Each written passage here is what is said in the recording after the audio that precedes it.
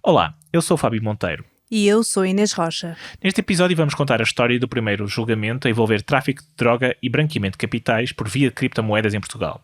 Um caso que colocou a descoberto muitos dos desafios que as criptomoedas colocam, nomeadamente à investigação criminal. Em setembro de 2020 este julgamento foi anulado pelo Tribunal da Relação de Lisboa. Em causa esteve o facto do Tribunal da Primeira Instância e o Ministério Público terem recusado à defesa o acesso a um conjunto de e-mails do arguido. Para escrever este episódio fizemos algumas entrevistas, como é habitual.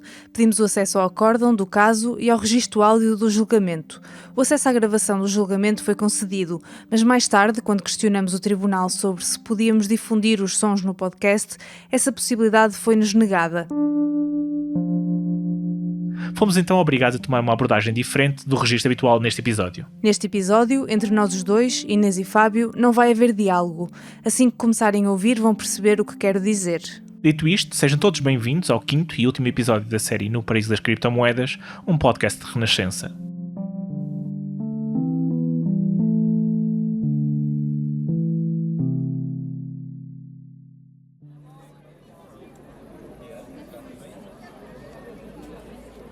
28 de junho de 2017, Vila Real. Por volta das 20 horas, um grupo de inspectores da Polícia Judiciária chega ao centro da cidade. Tinham planeado apanhar Pedro e Rita à noite. Queriam garantir que os suspeitos estavam em casa, mas esqueceram-se de olhar para o calendário. É dia de festa na cidade, dia de São Pedro. As ruas estão apinhadas de gente. Às 22 horas, a fadista Marisa vai atuar na praça do município.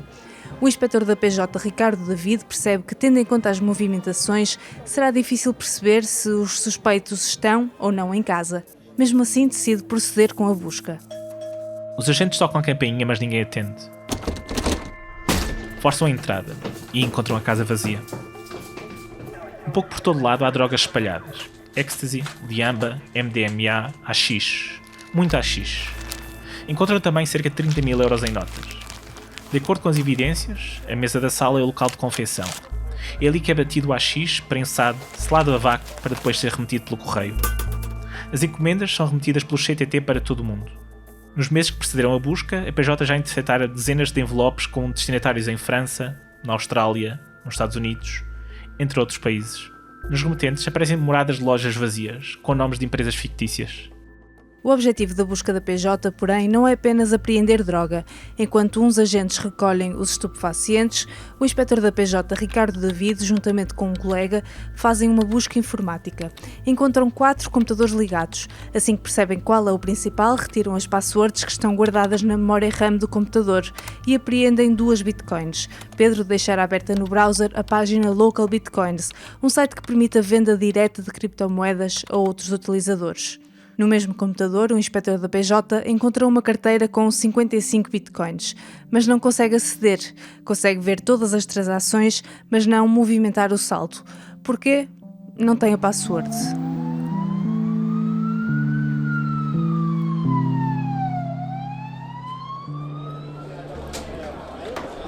O julgamento de Pedro e Rita só arranca passados quase 2 anos, em abril de 2019. Até então, Pedro aguarda em prisão preventiva. Em cima da mesa estão 2 crimes: tráfico de estupefacientes e branqueamento de capitais. Com uma particularidade: os capitais, na sua maioria, são criptomoedas.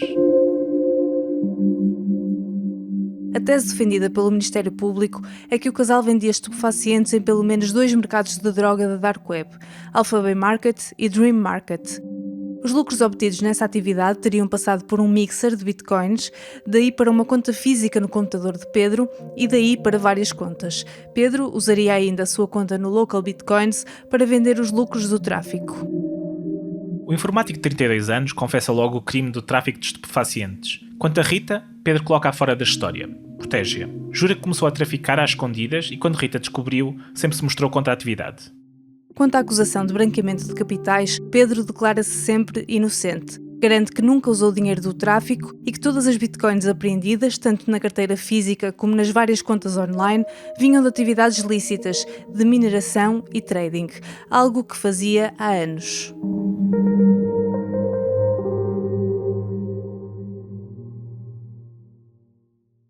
Pedro foi um dos pioneiros em Portugal a minerar bitcoins. Pelo menos é o que diz em tribunal e o que algumas testemunhas chamadas pela defesa também asseveram.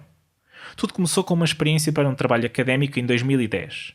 Na época, Pedro e um colega de faculdade colocaram os seus computadores a minerar durante 15 dias. Uma Bitcoin, então, valia 1 cêntimo. Depois desta experiência, Pedro não continuou a minerar.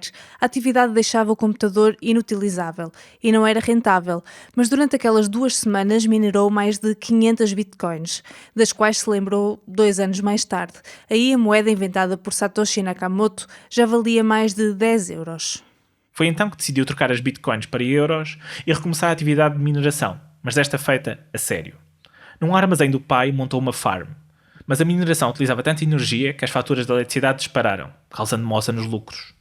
Em fevereiro de 2015, o pai de Pedro recebeu uma fatura para pagar de 6.205 euros de eletricidade. Meses depois, o filho parou de minerar. Mas Pedro continuou a fazer trading, a trocar criptomoedas por outras moedas. Na época, consumia vários tipos de drogas e estava a gastar muito dinheiro a comprá-las. Foi o pior erro da minha vida, confesso em julgamento.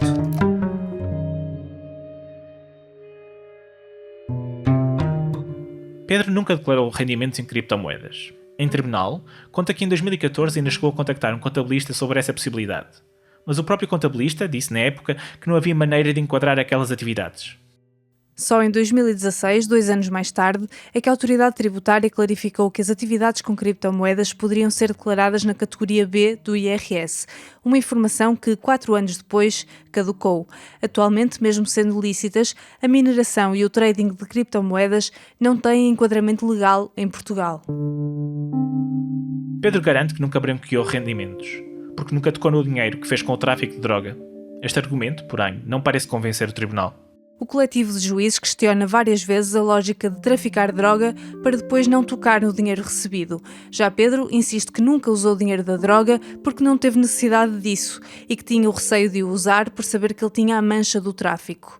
E garante, o único dinheiro proveniente do tráfico são os bitcoins que estavam nos mercados de droga que utilizava. As 0,76 bitcoins que foram apreendidas no Dream Market, mais as que estariam no Alpha Bay, antes de ser fechado pelas autoridades norte-americanas, cerca de uma semana depois da sua detenção.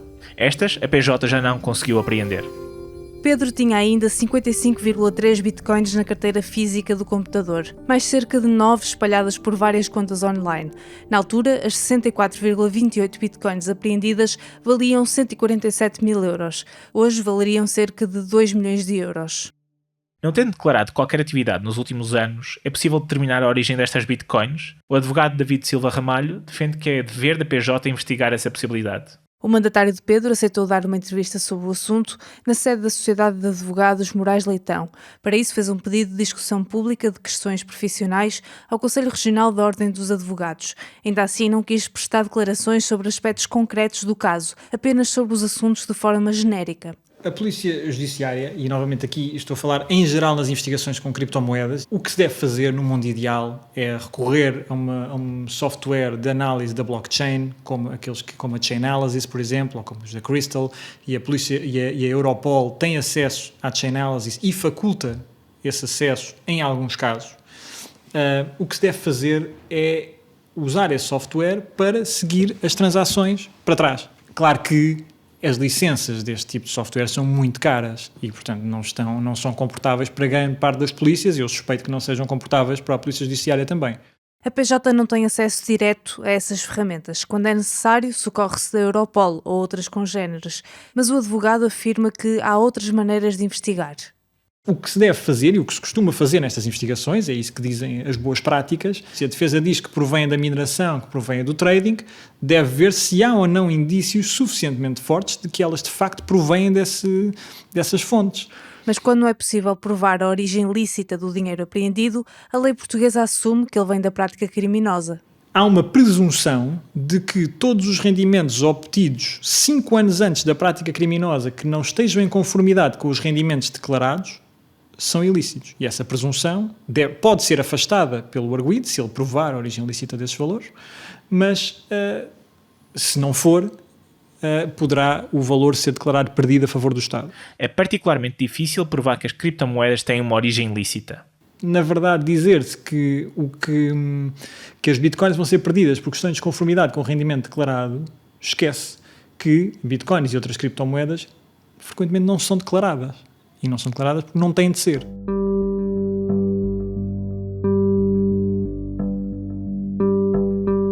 No decorrer do julgamento, David Silva Ramalho perguntou ao inspetor Ricardo David se tinha investigado uma possível origem lícita para o dinheiro. O inspetor da PJ responde que não. O objeto do inquérito não era esse e diz: minerar não é crime. Neste caso, a PJ não investigou a possível origem lícita das bitcoins de Pedro. Apenas procurou investigar indícios de branqueamento de capitais.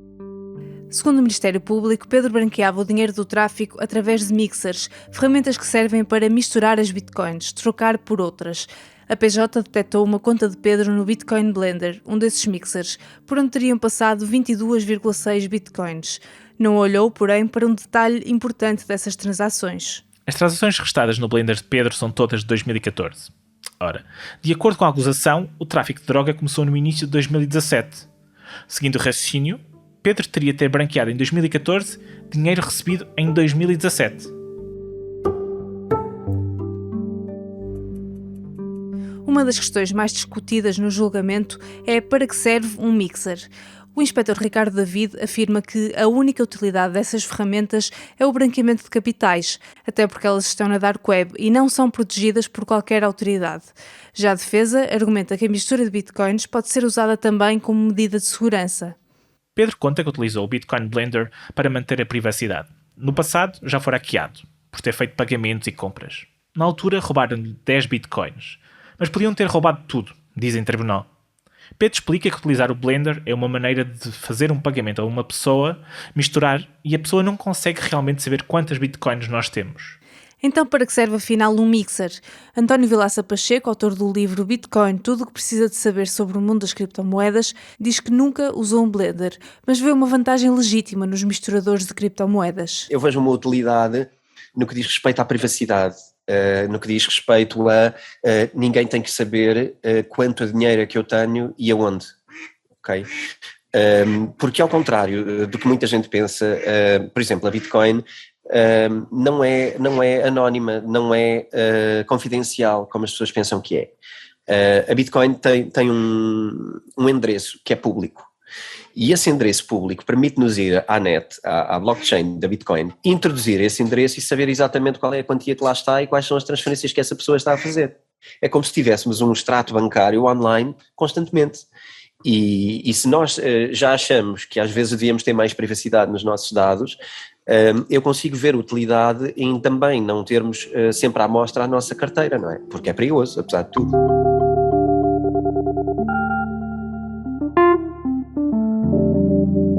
Mas o Bitcoin Blender é apenas uma das formas de branqueamento identificadas pela PJ. Durante o julgamento, o Ministério Público recorda que os próprios mercados de droga têm um sistema de mixing incorporado. Mas o advogado de Pedro discorda. É possível sustentar, e alguns têm-no feito, têm sustentado que há branqueamento. Eu, na qualidade, e aqui não falo como advogado, falo como, digamos, estudioso destes temas, acho que não, porque o branqueamento tem de ser uma conduta autonomizável, que tenha um conteúdo de desvalor autónomo. E, portanto, neste caso, o desvalor do branqueamento é consumido pelo próprio tráfico, há apenas uma ação. Tudo se passa naquele meio, nem é possível, aliás, fazer de maneira diferente para quem quiser vender naqueles mercados. E, portanto, é difícil de sustentar, a meu ver, com correção jurídica, mas isto depende de orientações dogmáticas que se siga. Há orientações válidas em ambos os sentidos, mas é difícil sustentar aqui que há um desvalor autónomo do branqueamento. Parece-me que está tudo consumido no primeiro. Pedro ainda é acusado de uma terceira forma de branqueamento, de utilizar o site Local Bitcoins, uma espécie de OLX das criptomoedas, para trocar bitcoins do tráfico por euros.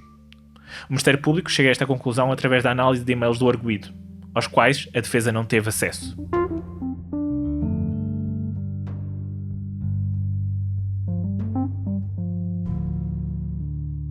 As criptomoedas vieram trazer um nível de complexidade à prova muito superior ao habitual num caso de tráfico. Não é à toa que uma das maiores preocupações da polícia em relação às criptomoedas é exatamente o branqueamento de capitais.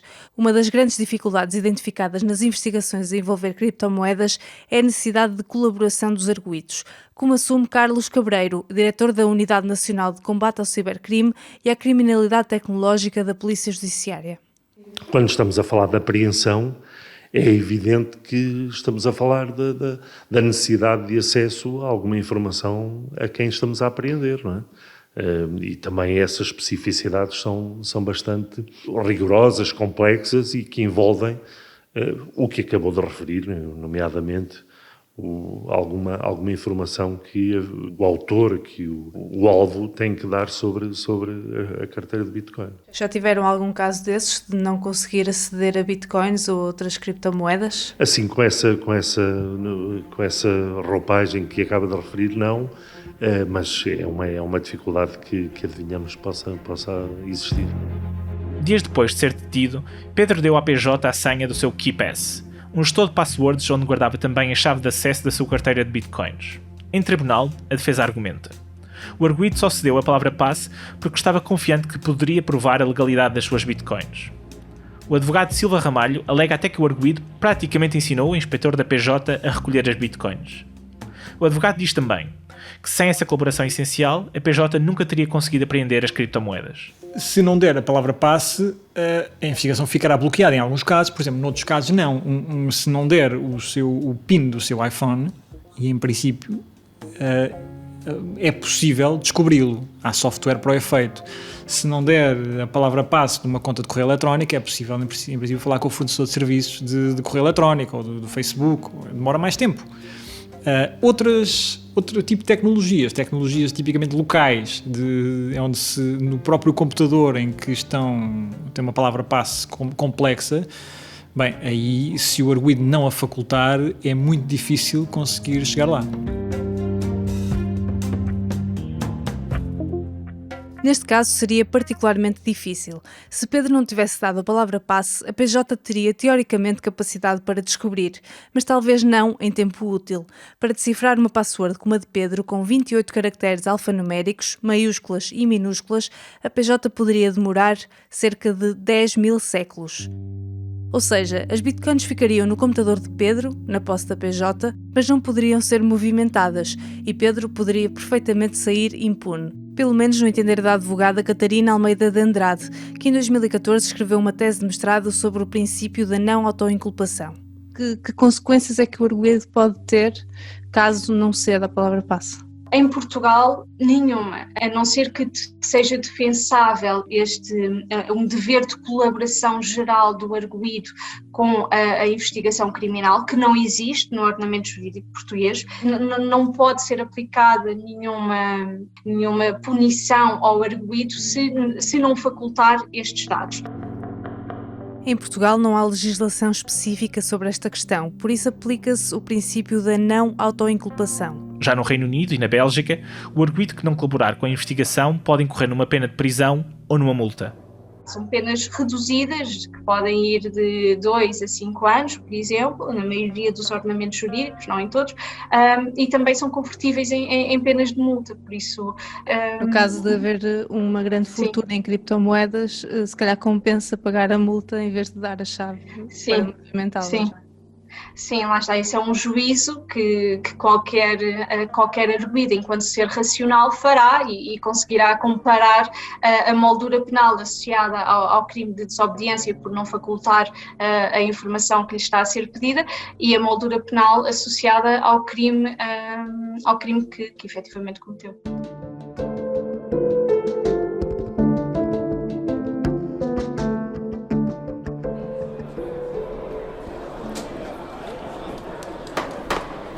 Após vários meses de julgamento, em novembro de 2019, o coletivo de juízes do Tribunal de Primeira Instância decide absolver Rita de ambos os crimes. Quanto a Pedro, que nesta altura está em prisão preventiva há 2 anos e 4 meses, é condenado a 6 anos e 4 meses de prisão.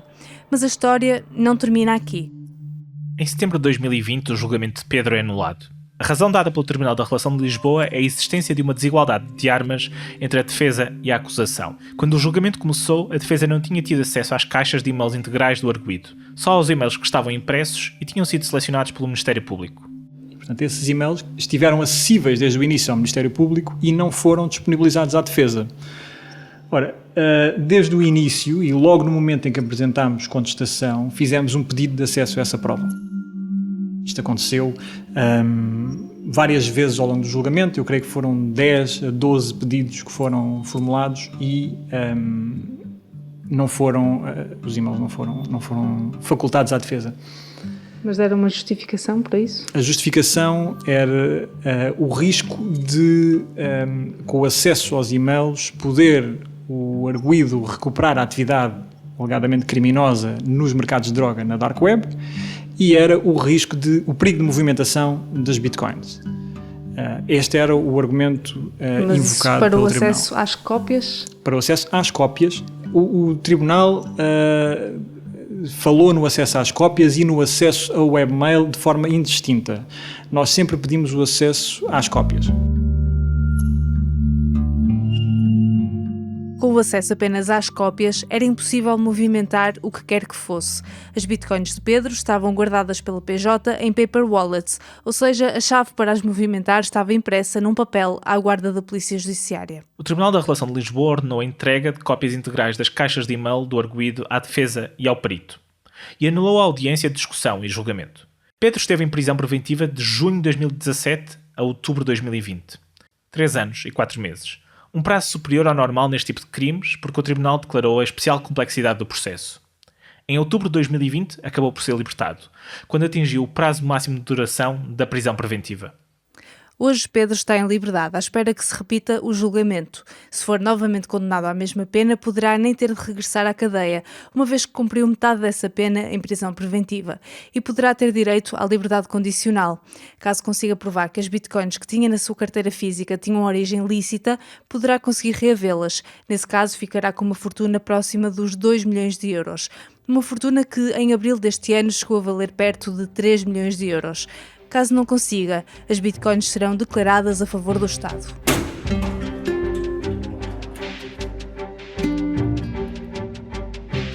E assim chegamos ao fim do podcast no Paraíso das Criptomoedas. Passados 9 meses e muitos percalços, conseguimos. Mesmo com os constrangimentos provocados pela pandemia, este podcast nasceu. Foram 5 episódios, 5 histórias sobre ouro digital, vistos gold, picaretas, astrologia, esquemas Ponzi, minas na Mongólia, gamers, geeks, placas gráficas, NFTs, julgamentos e liberalismo. Esperamos que tenham gostado. Ficamos a aguardar pelo vosso feedback. Podem enviar e-mail para redacão.net@rr.pt ou mensagem via redes sociais da Renascença. Como sempre, este episódio foi escrito e produzido pela Inês Rocha e por mim, Fábio Monteiro. A edição é da Inês Rocha e a sonorização e pós-produção é do André Peralta. A coordenação é da Joana Bugar.